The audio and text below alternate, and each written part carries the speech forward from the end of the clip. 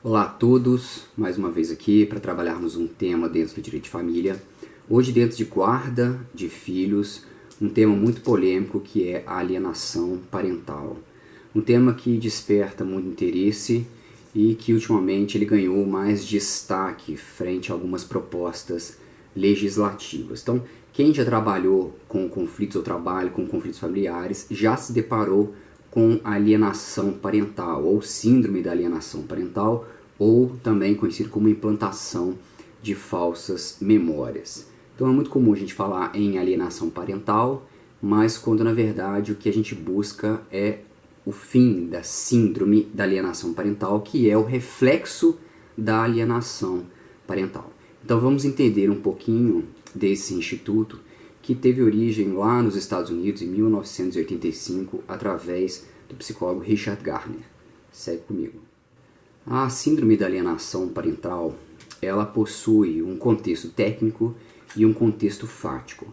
Tecnicamente, quando a gente busca esse conceito lá do Richard Gardner de 85, ele fala que a síndrome da alienação parental é um distúrbio da infância que aparece exclusivamente no contexto de disputas de custódia de crianças. Manifestação preliminar é uma campanha denigritória contra os genitores, uma campanha feita pela própria criança e que não tenha justificação, uma verdadeira lavagem cerebral na criança em busca de denigrir a imagem de um dos genitores. Mas em qual contexto que isso acontece e por que ela se tornou tão importante?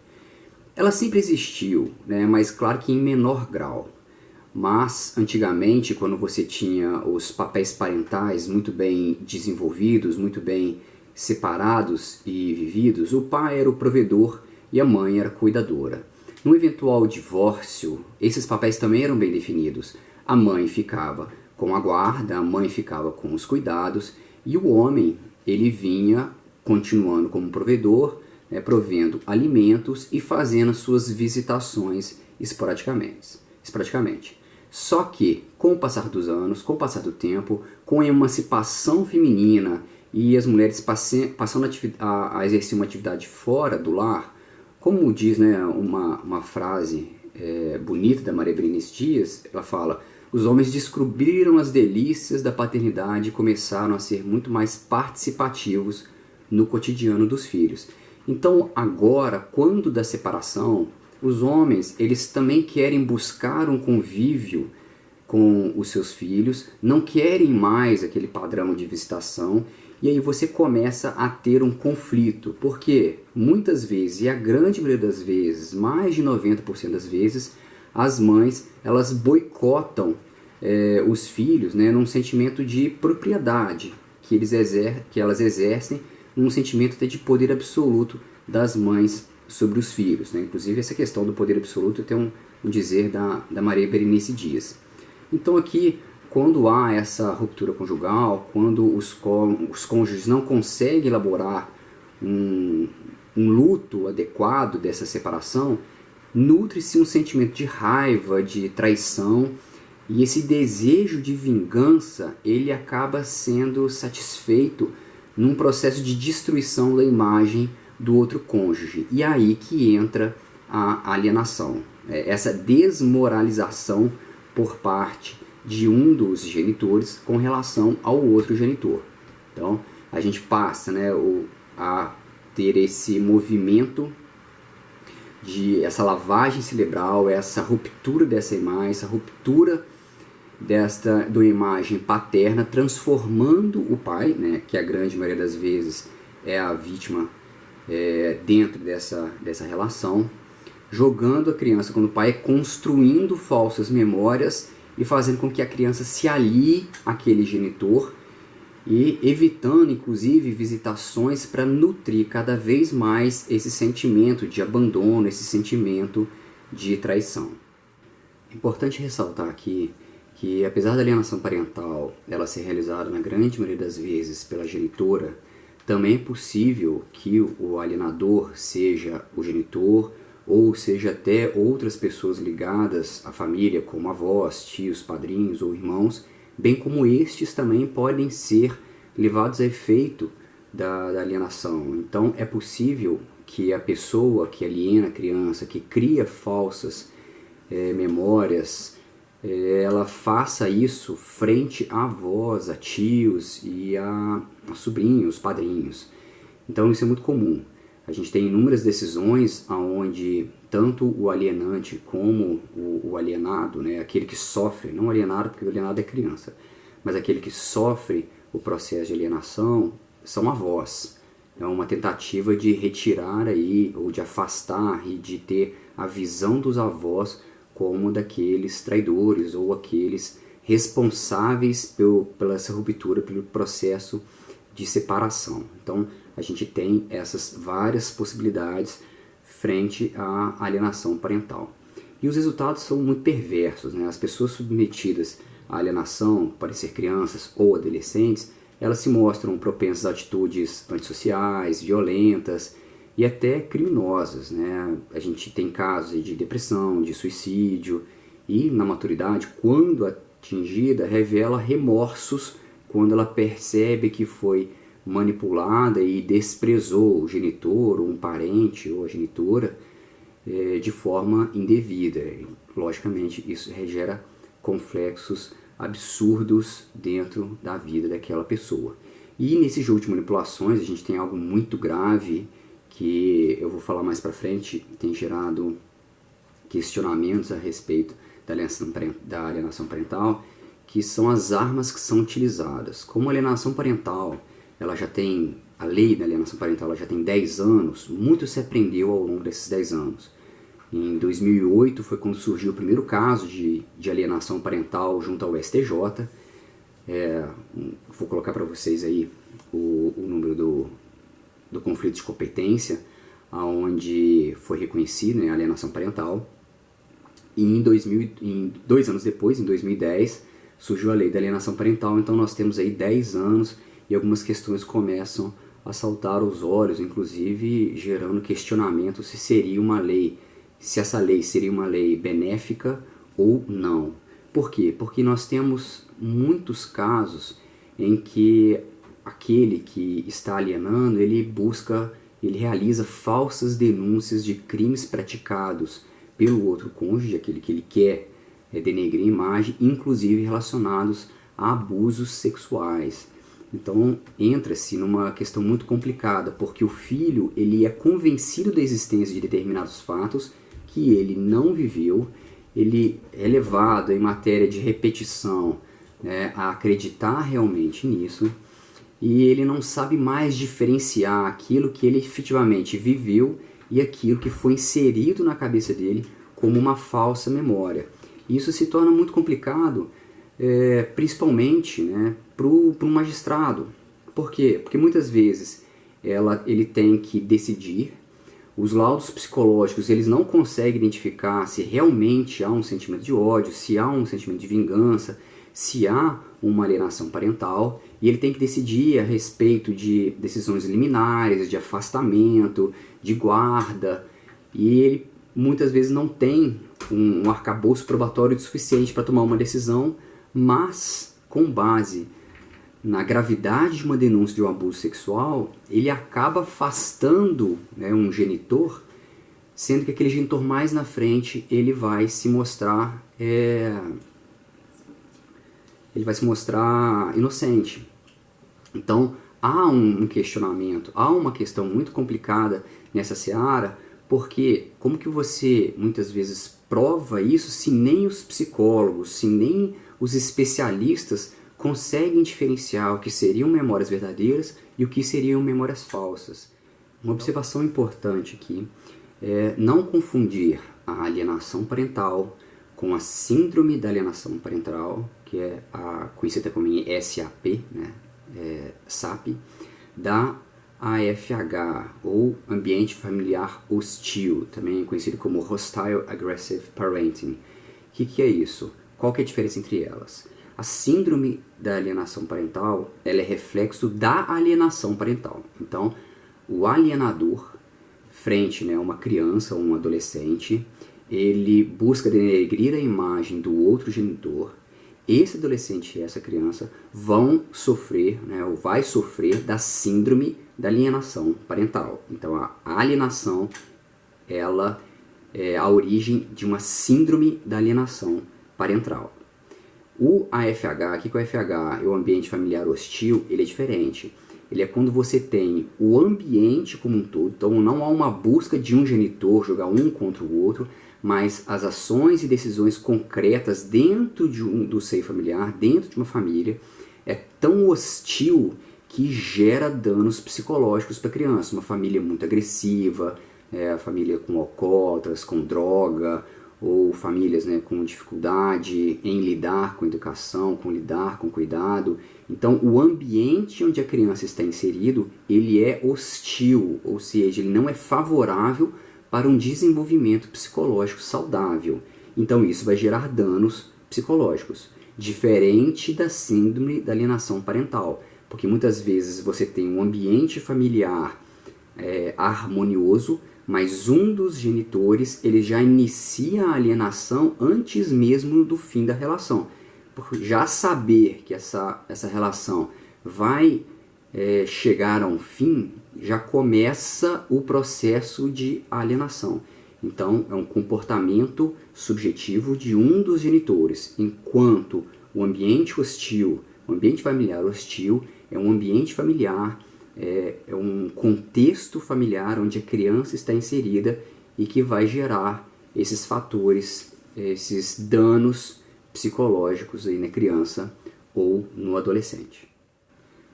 Entendi, Guilherme. Entendi o que é alienação parental. Agora eu quero saber aonde está isso na legislação brasileira. Por quê? Porque se há alienação parental, eu preciso saber como identificá-la e, identificando, quais seriam as sanções cabíveis a esse alienador, a essa pessoa que conduz a alienação dentro de um processo. Okay? Aonde que eu acho isso? Lá na Lei 12.318 de 2010. Lembrando que o caso paradigma veio do STJ em 2012, no conflito de competência. Já vou colocar de novo para vocês aí o conflito de competência. Esse caso paradigma, 2 anos depois, a gente teve a edição da lei, e lá no artigo 2º ele fala da conduta, da caracterização dessa conduta de alienação. Vamos ler aí para a gente entender. Então, a Lei 12.318, artigo 2º. Considera-se ato de alienação parental a interferência na formação psicológica da criança ou do adolescente, promovida ou induzida por um dos genitores, pelos avós ou pelos que tenham a criança ou adolescente sob sua autoridade, guarda ou vigilância, para que repudie genitor ou que cause prejuízo ao estabelecimento ou à manutenção do vínculo com este. Okay? Então, aí a gente já tem, né, um conceito da alienação parental, um conceito legal da alienação parental, e aí depois algumas condutas que vão identificar. Então, nós temos as condutas que podem caracterizar a alienação parental. E uma ressalva, são condutas exemplificativas. Não é necessário que se encaixe em uma dessas condutas, mas se encaixar em uma dessas condutas, estará caracterizada a alienação parental. Há outras possibilidades? Há outras possibilidades. A análise fática, uma análise psicológica, uma equipe multidisciplinar vai analisar a situação e pode, mesmo sendo fora de um desses exemplos do artigo 3º, caracterizar a alienação parental. Então lá tem, né, como exemplos, realizar campanha de desqualificação da conduta do genitor no exercício da paternidade ou da maternidade, dificultar o exercício da autoridade parental, dificultar o contato de criança ou adolescente com o genitor, dificultar o exercício do direito regulamentado da convivência, omitir informações deliberadamente relevantes sobre a criança ou adolescente relacionada à escola, relacionada a cuidados médicos, alteração de endereço, isso é muito comum, né? Alteração de endereço, o genitor que está alienando a criança, muitas vezes ele busca, né, ficar pulando de uma cidade para outra para afastar o outro daquela criança. Então esse é um ato de alienação, esse é um ato muito comum, inclusive. Apresentar falsa denúncia contra o genitor, contra familiares ou contra avós para obstar ou dificultar a convivência da criança e do adolescente, mudar de domicílio para local distante sem justificativa, visando dificultar a convivência da criança ou adolescente com o genitor, familiares ou avós. Essas são as condutas mais comuns, né? Quando da edição da lei, buscou-se um estudo das condutas que fossem mais comuns para facilitar uma classificação, uma caracterização da alienação parental, ok? Então, nesses casos, fica configurado a alienação parental, certo? Com relação à sanção, o artigo 6º da lei, ele vai tratar essas medidas sancionatórias. Então, uma vez identificada a alienação parental, seja em ação autônoma ou incidental, o juiz ele pode, cumulativo ou não, sem prejuízos de sanções na esfera civil ou criminal, principalmente com aquela questão que eu disse mais cedo sobre abusos, sobre imputação de falso crime praticado por um dos genitores. Então, sem prejuízo dessas ações, reparatória ou criminal, o juiz ele pode aplicar algumas das sanções previstas lá no artigo 6º. Então, quais são elas? Declarar a ocorrência de alienação parental e advertir o alienador, ampliar o regime de convivência familiar em favor do genitor alienado, estipular multa, determinar acompanhamento psicológico, determinar alteração na guarda, para compartilhada ou inversão da guarda, Se você tem a guarda unilateral ou a guarda alternada, você pode alterar ela para uma guarda compartilhada, ou no caso de guarda unilateral, inverter para que seja a guarda do outro genitor e a visitação daquele que está alienando. Determinar a fixação cautelar de domicílio da criança, isso é muito comum, principalmente para os casos onde o genitor fica pulando, de cidade em cidade, de domicílio em domicílio. Então, um dos pedidos é justamente a determinação cautelar do domicílio da criança, até por questões de competência das ações propostas, e declarar a suspensão da autoridade parental. A gente vê que essa última, o inciso 7, ele é gravíssimo. Então, há uma ordem, uma gradação sancionatória. Então, obviamente, o magistrado ele vai buscar sanções mais brandas para tentar evitar, diminuir ou impedir essa alienação. Não surtindo efeitos, ele vai agravando, ele vai graduando essa sanção até culminar na declaração da suspensão da autoridade parental, que aqui já utiliza o conceito, o termo mais técnico, que a autoridade parental é o poder familiar. Então, você suspender o poder familiar é uma sanção máxima, você privar justamente aquele genitor do poder que ele tem sobre a autoridade, eu poderia errar a gente utilizar a autoridade que ele tem sobre aquela criança ou aquele adolescente, ok? A alienação parental ela tem sido reconhecida largamente na doutrina, muito menos do que se espera. Nós temos inúmeros casos e decisões, julgados sobre alienação parental, só que muito aquém daquilo que se esperava, principalmente depois de 10 anos de aplicação da lei. Por quê? Na grande maioria das vezes, o judiciário ele busca uma conciliação, uma mediação entre as partes. Porque se você leva ao judiciário e chega a uma decisão e um reconhecimento de uma alienação parental, isso por si só é muito danoso para a criança. Então, você tem a doutrina dizendo, olha, se a alienação parental não for reconhecida, você tem um dano ao genitor e um dano para a criança. Se ele for reconhecida, você tem um dano também para o genitor, mas aí um dano ele vai ser minorado, mas para a criança você continua tendo dano, porque ela vai passar por todo um processo judicial. Dentro desse processo vai passar por perícias com psicólogos, com equipes multidisciplinares. Então, independente do resultado de uma ação de alienação parental, isso será danoso para a criança. Então, o que tem se buscado dentro do judiciário é uma composição, uma conciliação entre os genitores, demonstrando a eles a importância de uma convivência harmoniosa, a importância da não realização da alienação parental, por mais que haja um sentimento de vingança, de raiva, de ódio de um genitor contra o outro, esse sentimento, essa postura só vai agravar a situação da criança ou do adolescente. Então nós temos inúmeras decisões, inúmeros casos de processos que se iniciaram para reconhecimento da alienação parental. A grande maioria deles, chega a mais de 80%, os processos eles se encerram sem uma decisão, porque se chega a um consenso. Apesar disso, nós temos um número crescente de ações de alienação parental e sentenças em alienação parental.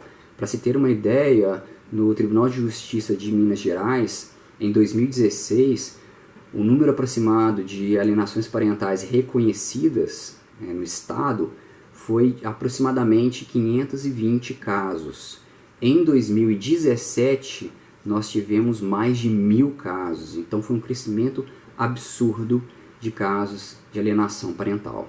Então, há de se tomar cuidado com esse tipo de postura, se observar não só os genitores, mas todos aqueles envolvidos dentro da família, avós, tios, primos, para que não ocorra essa alienação parental, e ocorrendo, para que ela seja denunciada ou se busque meios alternativos para se evitar essa alienação parental, se evitar um processo judicial e se agravar numa situação que já está ruim.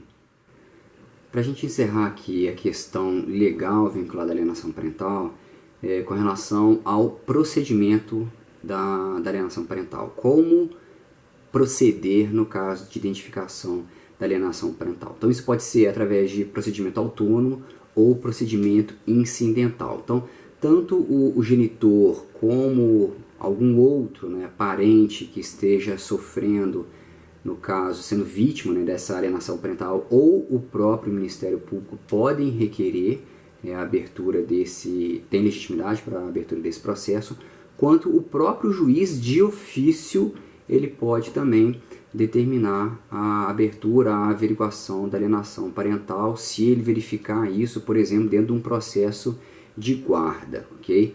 Sendo identificado probabilidade de direito e perigo de dano, pode ser requerida tutela de urgência, conforme o Código de Processo Civil, artigo 300. E o foro competente? Qual que é o foro competente para demandar? É o foro de domicílio dos pais. Então está lá no Estatuto da Criança e Adolescente, artigo 147, inciso 1º, e Código de Processo Civil, artigo 50. Essa matéria também já pacificada na súmula 383 do STJ. Lembrando, a gente já falou que é possível também a fixação cautelar de domicílio, no caso daquele genitor, daquele alienante, que fica pulando de domicílio em domicílio, de município em município, buscando justamente afastar a criança do outro genitor. Então, iniciado o procedimento, é determinado um laudo psicológico de uma junta, que deve ser realizado em até 90 dias. Com relação a recurso, uma vez prolatada a sentença dentro desse processo, a lei de alienação parental, ela não versa sobre recurso. Então, nesse caso, utiliza-se a regra geral do Código de Processo Civil e não o Estatuto da Criança e do Adolescente. Então, um procedimento simples, apesar de que, como eu já disse antes, extremamente danoso, independente se reconhecido ou não reconhecido em sentença, alienação, vai ser danoso de qualquer forma para a criança ou para o adolescente que sofre o processo de alienação ou já sofre a síndrome da alienação parental. Guilherme, lá no início você falou que há uma questão, questiona-se se essa lei ela é benéfica ou não. Como assim? Há questões levantadas sobre isso? Há um projeto de lei, você disse? Então, para a gente encerrar a alienação parental, vamos falar dessa questão. A questão da alienação parental, então, ela tem sido discutida com muito fervor nesses últimos 2 anos, 2018 2019, né, e agora entrando em 2020. Por quê? Uns pedem a alteração da lei, outros pedem a revogação da lei. Qual o motivo que leva a isso? Justamente aquilo que já foi dito anteriormente, as falsas denúncias ou os abusos sexuais. Então a gente tem duas situações. Primeiro, das falsas denúncias. Então muitas vezes são genitoras, a grande maioria das vezes genitoras, que denunciam, né, os pais por abuso sexual, dizendo que eles estão cometendo abuso ou algum tipo de crime correlato a abuso, buscando um afastamento já em sede liminar, inclusive. Então a gente tem casos onde pais tiveram a suspensão da autoridade parental, né, do poder familiar, muitas vezes no decorrer foram presos e no final foram inocentados e demonstrou-se o quê? Que eram denúncias infundadas que objetivavam simplesmente o afastamento daquele genitor da criança ou do adolescente. E qual o dano? Imagina o dano que se causa não só à criança, como ao genitor, que passou por todo um processo de difamação na sociedade, no seu trabalho, a criança na escola, na vizinhança, né, dentro do seio familiar. Então, são danos absurdos por uma falsa denúncia. E o segundo caso, que é o caso mais grave, que é quando a denúncia é feita contra um pai abusador, né, exemplo aqui o pai abusador, e ele efetivamente abusa da criança. Por que é mais grave? Porque após denunciado, né, haverá perícia, laudos, e é muito difícil se comprovar alguns tipos de abuso. Há certos abusos que você não consegue fazer prova porque não deixam vestígios. E qual é a consequência disso? Você não vai conseguir comprovar o abuso. Você não comprovando o abuso, essa denúncia que foi verdadeira, que foi real, ela acaba sendo considerada uma denúncia fraudulenta.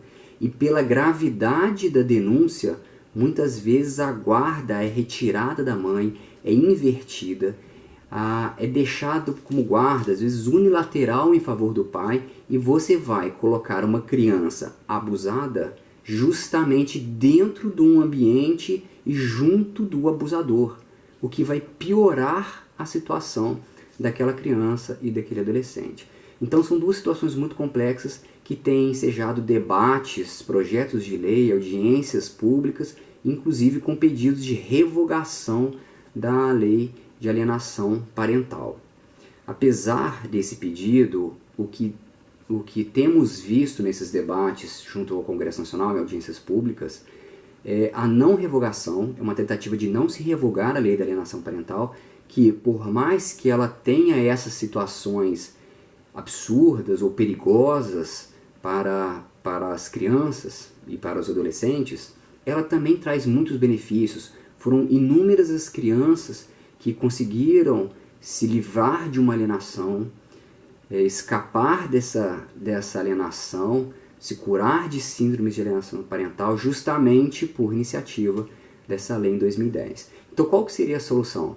Ainda não há uma solução real, mas busca-se em algo que seja um equilíbrio entre a manutenção da lei e evitar-se abusos. Quais seriam as alternativas? A primeira, uma conciliação, sempre uma conciliação, uma audiência de conciliação, buscando ouvir todos os membros da família, não só pai, mãe, filhos, como também, né, dessa família estendida, como avós, tios, para saber a real situação, para se ter um real conhecimento daquela dinâmica familiar. Outra solução que tem apontado, caso aquele que está sendo denunciado ele esteja sofrendo um processo criminal, você suspende o processo de alienação parental enquanto não há uma decisão no processo criminal, né? Enquanto não é condenado ou absolvido daquele processo criminal, claro que tenha uma vinculação com essa alienação parental.